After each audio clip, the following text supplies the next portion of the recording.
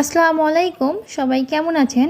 আমি আজকে আপনাদের সঙ্গে শেয়ার করব টাকি মাছের ভর্তা। দেখুন, মাছটা ভালো করে ধুয়ে পরিষ্কার করে এখানে লবণ, হলুদ, মরিচের গুঁড়ো দিয়ে মাখিয়ে রেখেছি। এবার এটা আমি মাখিয়ে ভালোভাবে তেলে ভেজে নিব। আর এই পাশে আমি এখানে রেডি করে রেখেছি কিছু পেঁয়াজ কুচি, রসুন কুচি আর কাঁচামরিচ। আমি এখানে পেঁয়াজের পরিমাণটা বেশি নিয়েছি, কারণ আজকে আমি শুধু পেঁয়াজ দিয়ে এটা করব। আপনারা চাইলে এর সঙ্গে আলুও দিতে পারেন।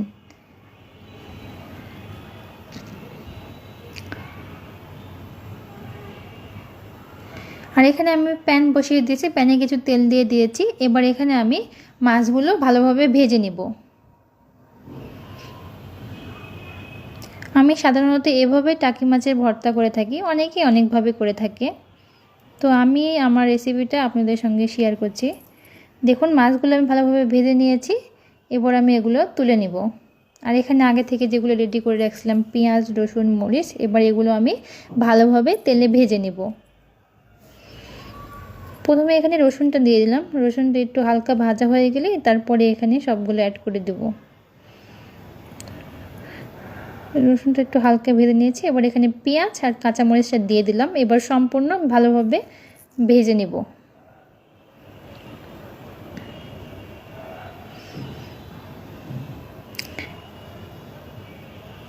একটু লাল লাল করে ভেজে নিতে হবে। দেখুন, আমার এগুলো সবগুলো ভাজা হয়ে গেছে।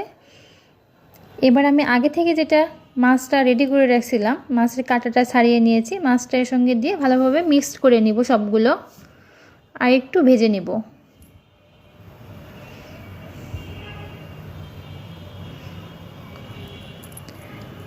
যারা পাশে থেকে আমার ভিডিওটা দেখছেন তাদেরকে অসংখ্য ধন্যবাদ। দেখুন, সবগুলো ভালোভাবে ভেজে নিয়েছি। এবার আমি এগুলো তুলে নিব।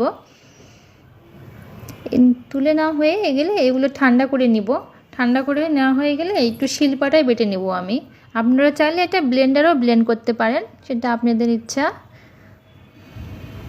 দেখুন, এই যে দেখুন, আমার ভর্তাটা রেডি হয়ে গেছে।